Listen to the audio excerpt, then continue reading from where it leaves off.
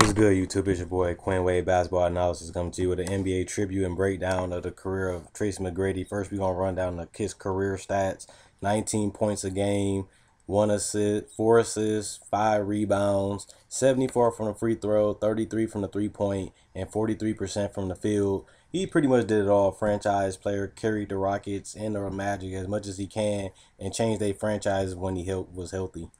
Now we're going to break down this game. Tracy McGrady pretty much was unguardable because he was 6'9", that can dribble and get wherever you want on the court. You see his jump shot was just too dominant from the mid-range. He's just taller and bigger and faster than everybody, so athletic. And you see he just get a little room and just create the separation, whether it's on a fadeaway or a spot up. He can create his own shot like you've seen, create space and knock it down. He just was ridiculous because his length and his quickness. And you see right here, he just pump fakes and just get right to the middle of the floor, pull up off a dime and just make it right.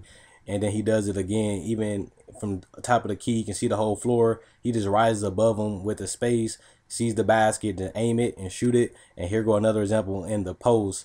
You see getting the high post, just raise above the man, just sees right over him, high release, and knocks it in again. Trace McGrady just too dominant with the mid-range game. Another thing he did was get out on a fast break and finish, but he did do a good job being creative in the paint. He got injured a lot for going to the paint, but you see he can go there, slice up the defense, finish the ball high off the top of the rim or with contact and get to the free throw line, do a lot of and ones.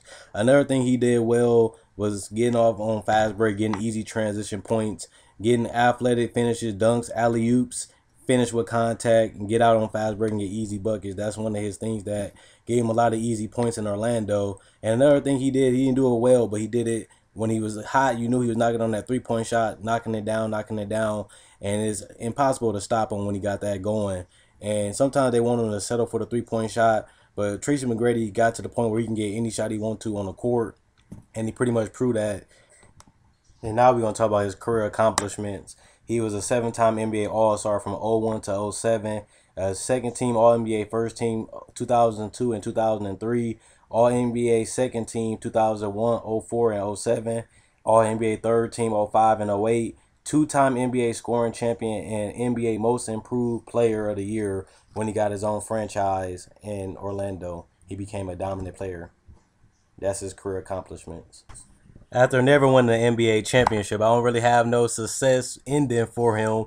But one thing we know about his dominant 13 points in 35 seconds, this is the best highlight for him in his career.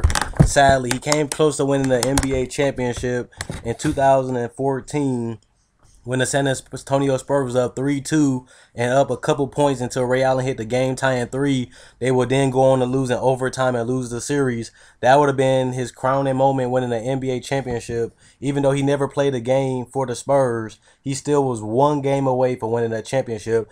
Actually, he was 1 minute away from winning the NBA championship, but he never got to it. I think he should try to make a comeback and try to get on the bench of a championship contender and try to see if he can win another, go for a championship like he did with the Spurs.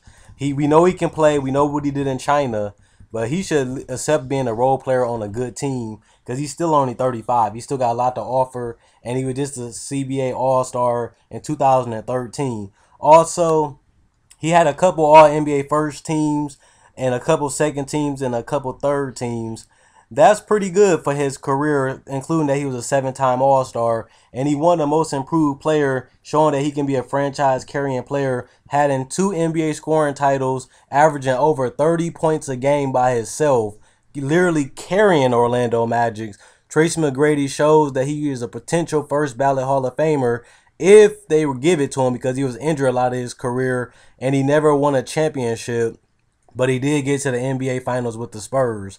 And it was hard for him to get out the first round. But there's no doubt we can't deny the unstoppable force that Tracy McGrady was at his size, with his ball handling, with his ability to knock down tough shots, his ability to attack the paint. He can create for others, averaging over 4 assists as a career. He showed you that he was an all-around player and he was a capable defender when he was locked in. He can take over the game defensively and offensively, and we done seen that. But he always made the right play, whether it was taking a tough jumper, whether it was making a right pass, whether it was reading a double team. He had a lot of skills to be 6'9", and now we seeing players like Kevin Durant adapting to the same thing as Tracy McGrady, just becoming an all-around dominant force. And I love that Tracy McGrady, one of my favorite players to watch when I grew up. I liked his work ethic. I liked it that he didn't cheat the game most of the time, and that he really laid it all out on the line when he played on the court. Just dribble, crossover. He just did so many amazing things, so many 50-point games, so many 60s. And then they put up 40 at his will in Orlando. He was going for 30 to 40 every single game because he had to carry that team. And the best team he played on was the Houston Rockets in his prime. But remember, Yao Ming kept getting injured. He kept getting injured. So it was really no chance for him to get out of the first round because he played with a bad Orlando team.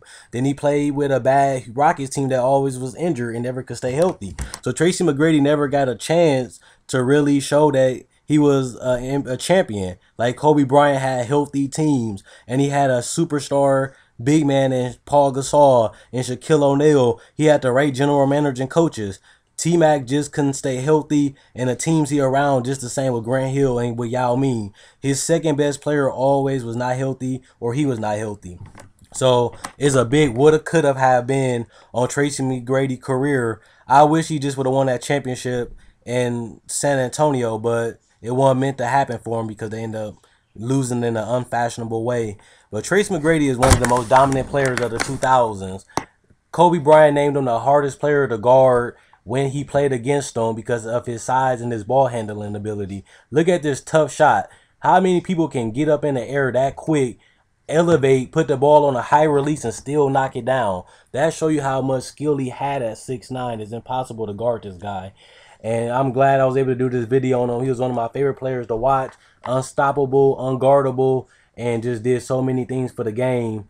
And we just got to appreciate what Tracy McGrady has done for us and what we have watched him do. Look at these tough shots he done nailed. He's just so clutch and just brings so much energy to the game. Let me know what you guys think. Comment, like, subscribe, and share. Quinn Wade Basketball Analysis signing out. And if you like the video, like it, comment if you want to. And don't forget to check out my older videos. You like this video, like my older videos, subscribe. Quinn Wade Basketball Analysis signing out.